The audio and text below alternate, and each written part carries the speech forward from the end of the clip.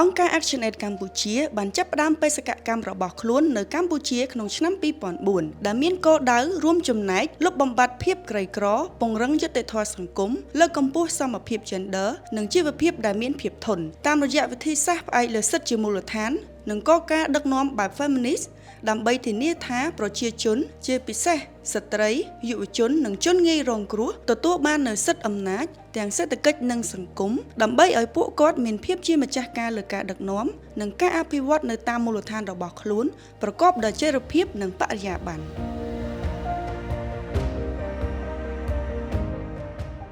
The course, I think we started with very rudimentary space, team, staff. I think we invested a lot in building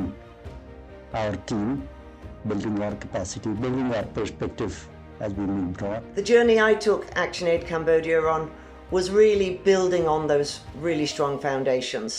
expanding our work in environmental protection and ecotourism down in Kampot. We also expanded the work with grassroots organisations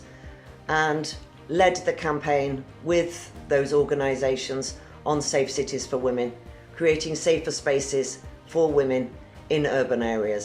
The other work that we continued was the work on disaster risk reduction, with ActionAid Cambodia becoming one of the lead organisations in that area of work.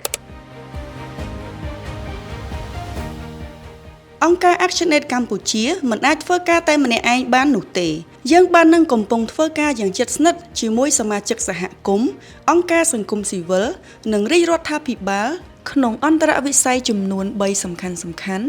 រួមមានការបន្ស៊ាំទៅនឹងការប្រែប្រួលអាកាសធាតុនិងការកសាងជីវភាពដែលមានភាពធន់គុណភាពអប់រំបច្ចេកវិទ្យានិងបំណិនជីវិតរួមទាំងសិទ្ធិស្ត្រីនិងសេវាសាធារណៈឆ្លើយតបនឹង Gender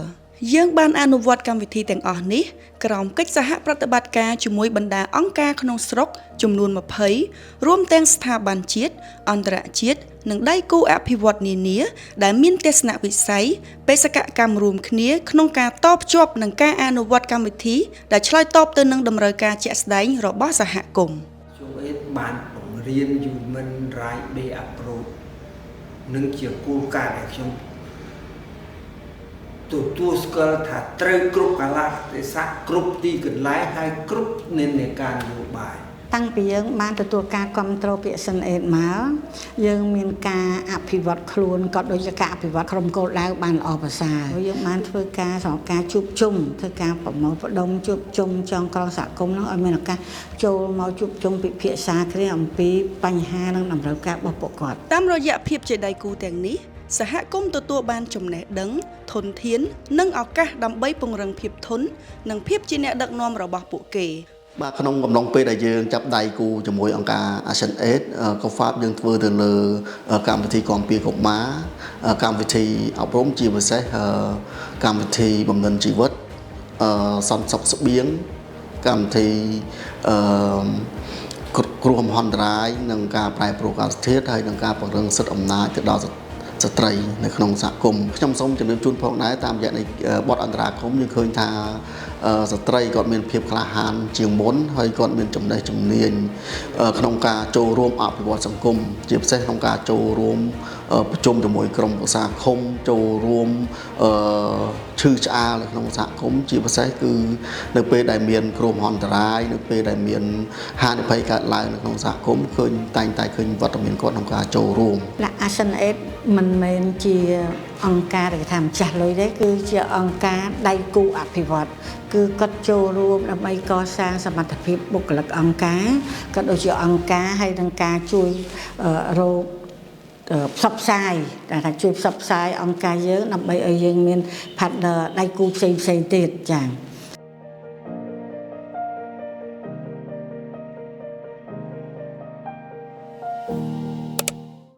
ការបន្ស៊ាំទៅនឹងការប្រែប្រួលអាកាសធាតុនិងការកសាងជីវភាពដែលមានភាពធន់ អង្គការ ActionAid កម្ពុជានិងដៃគូបានពង្រីកវិសាលភាពការងារកាត់បន្ថយហានិភ័យនៃគ្រោះមហន្តរាយនិងការប្រែប្រួលអាកាសធាតុប្រកបដោយបរិយាបន្ននៅក្នុងសហគមន៍ដើម្បីធានាបាននូវនិរន្តរភាពបង្កើនប្រាក់ចំណូលនិងភាពជាម្ចាស់របស់សហគមន៍ការងារនេះផ្ដោតលើការលើកកម្ពស់ការយល់ដឹងការកៀងគរធនធានស្វែងរកមតិគាំទ្រនិងការដាក់បញ្ចូលនូវតម្រូវការនៅក្នុងកម្មវិធីវិនិយោគឃុំសង្កាត់ព្រមទាំងការអភិរក្សនិងការគ្រប់គ្រងធនធានធម្មជាតិក៏ដូចជាការធ្វើកសិកម្មតាមគោលការណ៍កសិអេកូឡូស៊ីលើសពីនេះជំនួយមនុស្សធម៌គឺជាសកម្មភាពស្នូលមួយដែលអង្គការ ActionAid កម្ពុជាមិនអាចកាត់ផ្តាច់បានយើងផ្ដោតសំខាន់លើការឆ្លើយតបបន្ទាន់និងការត្រៀមបង្ការទៅនឹងគ្រោះធម្មជាតិក៏ដូចជាជំនួយមនុស្សធម៌ចាំបាច់នានាតាមរយៈគំនិតប្រួយផ្ដាមទាំងនេះស្ត្រីកំពុងទទួលបាននូវចំណេះដឹងទំនុកចិត្តភាពជាអ្នកដឹកនាំដើម្បីជួយសហគមន៍របស់ពួកគេខ្ញុំស្គាល់ ActionAid ជាមួយនឹងអង្គការ OECD ហាមិត្តជនបទហ្នឹងឆ្នាំ2009ពីមុនខ្ញុំអត់ចេះបច្ចេកទេសហ្នឹងទេខ្ញុំដឹងតែថាដាំតាមសាមញ្ញ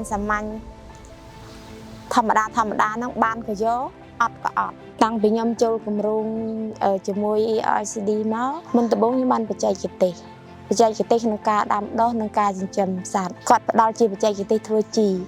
កប៉ុសទឹកកប៉ុសគោថ្នាំបណ្ដេញសត្វល្អិតហើយថ្នាំបំប៉នលើបន្លែណាគាត់បានឲ្យខ្ញុំនឹងចូលរួមសហការចងក្រងជាក្រុមផលិតពេលហើយគាត់ផ្ដល់ជាធុងដុតកាមមួយគ្រឿងម៉ាស៊ីនក្លុកជីមួយគ្រឿងម៉ាស៊ីន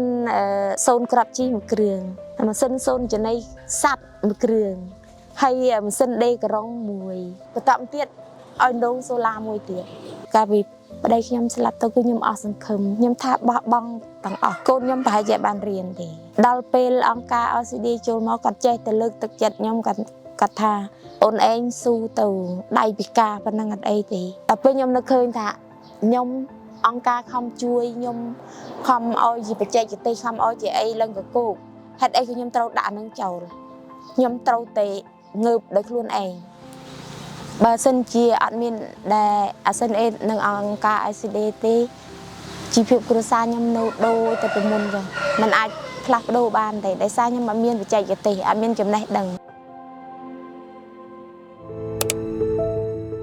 គុណភាពអប់រំបច្ចេកវិទ្យានិងបំណិនជីវិតនៅទូទាំងប្រទេសកម្ពុជាសាលារៀនមិនត្រឹមតែជាកន្លែងសិក្សាប៉ុណ្ណោះទេថែមទាំងជាកន្លែងដែលកុមារបង្កើតទំនុកចិត្តភាពច្នៃប្រឌិតនិងក្តីសង្ឃឹមសម្រាប់អនាគតរបស់ពួកគេសាលាបឋមសិក្សាអង្គរភ្នំផ្លុងចាប់ផ្ដើមសហការជាមួយនឹងអង្គការលោកព្រំហេធរដែលនេះឧបត្ថម្ភដោយអង្គការ ActionAid នៅក្នុងឆ្នាំ2019កិច្ចសហការរវាងគម្រោងជាមួយនឹងសាលារៀនគឺគម្រោងគាត់បានជួយទៅលើហេដ្ឋារចនាសម្ព័ន្ធរបស់សាលារៀនដោយមានជួយជាអគារបំណិនជីវិតដែលយើងប្រើប្រាស់ដល់បច្ចុប្បន្នទី2គឺលោកបានគ្រប់គ្រងទៅលើបច្ចេកទេសរៀននិងបង្រៀនរបស់លោកគ្រូអ្នកគ្រូព្រមទាំងសិស្សានុសិស្សព្រមទាំងផ្ដល់សម្ភារៈសម្រាប់គ្រប់គ្រងទៅលើសកម្មភាពរៀននិងបង្រៀនហើយទី3លោកបានជួយទៅលើបច្ចេកទេសក្នុងការគ្រប់គ្រងរបស់សាលារៀនលោកបានគ្រប់គ្រងលើកិច្ចសហការរវាងអាណាព្យាបាលសិស្សនិងសាលារៀនដោយបានបង្កើតគណៈកម្មការគ្រប់គ្រងថ្នាក់រៀនគ្រប់គ្រងទៅលើសកម្មភាពរៀននិងបង្រៀនសម័យថ្មីតាមបែប Digital នេះខ្ញុំបានទទួលការវគ្គបណ្ដុះបណ្ដាលពីអង្គការ ActionAid និងអង្គការមលព្រំវិទ្យាធម៌តាំងពីឆ្នាំ2020ទទួលបានការវគ្គបណ្ដុះបណ្ដាលហ្នឹងគឺយើងទទួលបានពីបច្ចេកទេសការរៀននិងបម្រើអប់រំជីវិតនៅក្នុងថ្នាក់រៀនផ្ទាល់ហើយនិងនៅក្រៅថ្នាក់រៀនផ្ទាល់ការរៀនបំណិនជីវិតមិនមែនតែការដាំមុខទេគឺយើងអាចរៀនអំពីបរិស្ថានអាចរៀនអំពីអាកាសធាតុអាចរៀនអំពីផលប៉ះពាល់ឬក៏អាចរៀនពីសុខភាពផ្សេងៗផងដែរនៅពេលដែលយើងរៀនមុខវិជ្ជាណាមួយគឺយើងផ្ដោតទៅលើសិស្សថាសិស្សអាចយកមេរៀនហ្នឹងទៅដោះស្រាយនៅក្នុងជីវភាពប្រចាំថ្ងៃរស់នៅរបស់គាត់បានឬក៏អត់បំណិនជីវិតអាចឲ្យខ្ញុំនិងមិត្តភក្តិខ្ញុំសហការគ្នាបានឬស្រាវជ្រាវជាមួយគ្នាក្នុងអាគារបំណិនជីវិតខ្ញុំធ្លាប់សិក្សាអំពីការសន្សំប្រាក់ហើយក៏បានសិក្សាអំពីការដាំបន្លែដែរគ្រូចាក់ស្លាយឲ្យយើងមើលអំពីផលប្រយោជន៍នៃការដាំបន្លែក្រៅពីបំណិនជីវិតបានរួមសិល្បៈហាត់កីឡាហ ហើយរៀនកុំព្យូទ័រនៅក្នុងហ្នឹងដែរ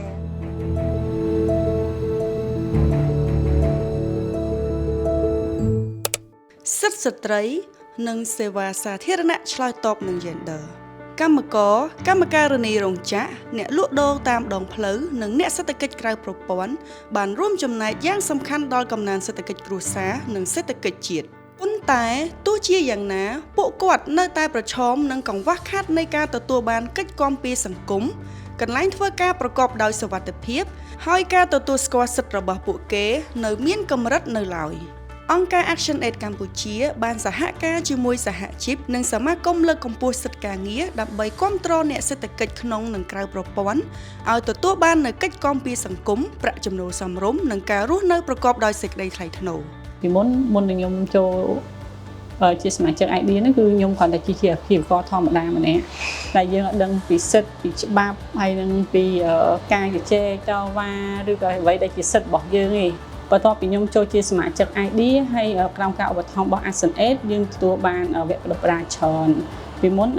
ខ្ញុំអត់ដឹងទេតកតងជាមួយសិទ្ធិគោលបំណុលការគ្រប់គ្រងហិរញ្ញវត្ថុរបស់កម្មវិធីចរចាការសម្របសម្រួលហើយយើងមានជា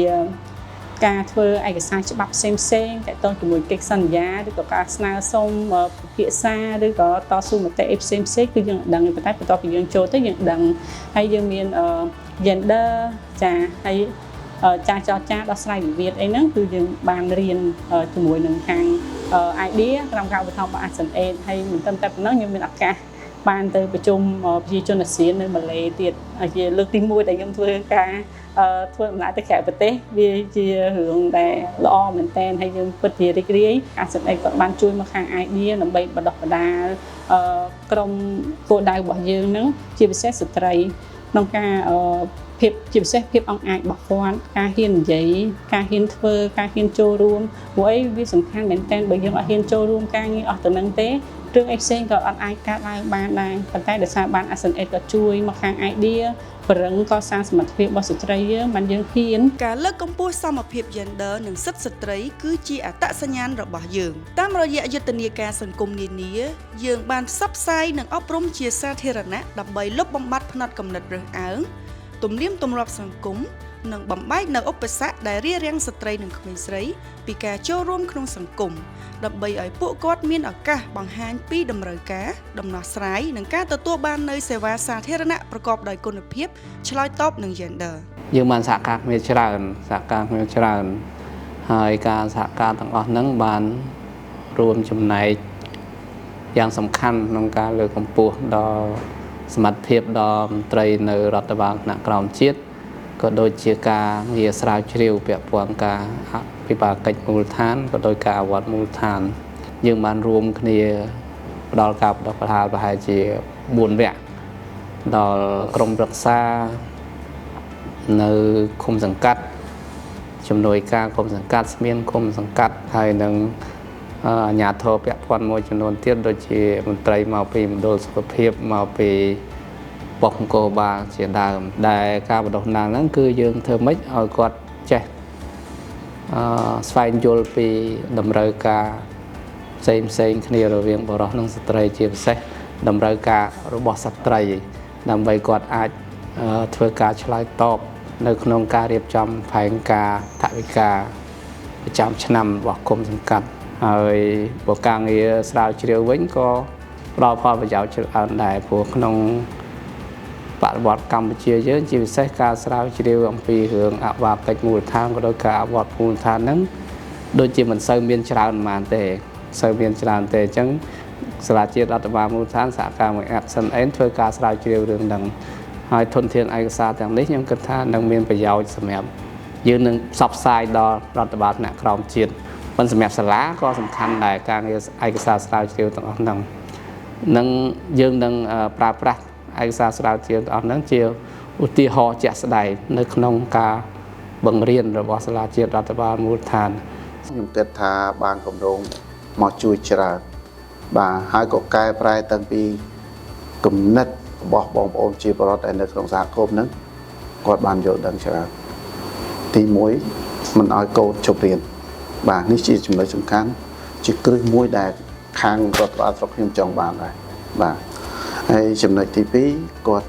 ចេះដាំបន្លែគេថាបំរែបំរួសអាកាសធាតុយើងមិនទៅគាត់ថាពាក្យថាបំរែបំរួសអាកាសធាតុដាំដំណាំឲ្យមានភាពស៊ាំមិនដាំតែដាំឈើយុទ្ធសាស្ត្រគាត់ដាំលក្ខណៈដំណាំបន្លែបាទអញ្ចឹងគាត់ធ្វើបាទគាត់អាចកាត់បន្ថយចំណាយនឹងបានដែរបាទចំណុចទី3គឺកែប្រែធនធានធម្មជាតិនិងក៏ខ្ញុំស្ងោចអសាបាទទី1យើងចេះកែប្រែសហគមន៍ឲ្យមានមុខរបរអញ្ចឹងតាមរយៈអង្គការ ASEAN ឬក៏ CTO ហ្នឹងឃើញថាផ្ដល់ជាគំនិតបាទជាបដិភាគសម្រាប់ជាមួយសហគមន៍រហូតដល់យើងបង្កើតកន្លែងទេសចរធម្មជាតិដែលនៅក្នុងសហគមន៍ភ្នំដងរែកសម្រាប់ព្រៃស្រស់នេះនៅបញ្ហាសង្គ្រាម2លើកយើងឃើញមានវត្តមានរបស់អង្គការ CTO តាមរយៈអង្គការ ASEAN គាត់បានចុះទៅសួរនាំសម្ភារស្រង់ទិន្នន័យនឹងបានផ្ដល់នៅសម្ភារៈដើម្បីសង្គ្រោះបឋមជូនទៅដល់បងប្អូនជនភៀសសិទ្ធិមួយចំនួនធំដែរដំណើររួមគ្នាក្នុងភាពជាដៃគូជាង22ឆ្នាំនៅប្រទេសកម្ពុជាអង្គការ ActionAid កម្ពុជាបានអនុវត្តនៅបេសកកម្មរបស់ខ្លួនក្នុងខេត្តចំនួន20និងបានគាំទ្រដោយផ្ទាល់ដល់ប្រជាជនប្រមាណជាង1.6 លាននាក់និងដោយប្រយោលដល់មនុស្សជាង4.8 លាននាក់ដែលនេះគឺជាសមិទ្ធផលរួមគ្នាជាទីមោទនៈនិងជាការរួមចំណែកដល់ការអភិវឌ្ឍជាមួយរាជរដ្ឋាភិបាលកម្ពុជារយៈបទពិសោធន៍របស់យើងឃើញថាការវិនិយោគជាមួយសហគមន៍បរិញ្ញាសមត្ថភាព gender ការលើកកម្ពស់តម្លាភាពការប្រើប្រាស់ធនធានសាធារណៈប្រកបដោយគណនេយ្យភាពអាចនាំឲ្យមាននិរន្តរភាពនិងមានដំណោះស្រាយរយៈពេលវែង ActionAid នឹងបន្តតួនាទីជាស្ពានភ្ជាប់សម្លេងសហគមន៍ទៅនឹងគោលនយោបាយជាតិនិងលើកកម្ពស់ការប្រើប្រាស់ធនធានសាធារណៈឲ្យមានប្រសិទ្ធភាពនិងប្រកបដោយសមធម៌ The impact goes far beyond programs delivered. It lives in the confidence built, in the agency strengthened, and the power claimed by communities and our partners across Cambodia. I would also like to emphasize the importance of strengthening our fundraising efforts in this next phase. The more resources we are able to mobilize, the more we can expand our reach, deepen our impact, and stand with the most marginalized communities. ពង្រឹងការចូលរួមប្រកបដោយមានដោយអត្ថន័យរបស់សហគមន៍ដោយផ្ទាល់តាមរយៈភាពជាអ្នកដឹកនាំរបស់សមាជិកសហគមន៍ជាមួយអាជ្ញាធរក៏ដូចជាជាមួយរាជរដ្ឋាភិបាលដើម្បីពំនាំនៅបញ្ហាក៏ដូចជាដំណោះស្រាយផ្ទាល់ពីសហគមន៍បាទហើយទី2យើងចង់កសាងសមត្ថភាពស្ថាប័នរបស់អង្គការដៃគូយើងក៏ដូចជាសហគមន៍ដើម្បីឲ្យគាត់មាននិរន្តរភាពនិងពឹងពាក់ដោយខ្លួនឯងបានកាន់តែច្រើនឡើងតាមរយៈសមត្ថភាពក្នុងការស្វះស្វែងរកជំនួយគ្រប់គ្រងគ្រប់បែបយ៉ាងតាមប្រភពផ្សេងៗក៏ដូចជាការអនុវត្តកម្មវិធីប្រកបដោយប្រសិទ្ធភាពនិងម្ចាស់ការក្នុងនាមជាអង្គការសង្គមស៊ីវិលយើងបដិញ្ញាចិត្តក្នុងភាពជាដៃគូជាមួយសហគមន៍ដៃគូអភិវឌ្ឍនិងភាគីពាក់ព័ន្ធទាំងអស់ដើម្បីលើកកម្ពស់សមភាពការពារសិទ្ធិនិងបង្កើតការផ្លាស់ប្រែប្រកបដោយចីរភាព។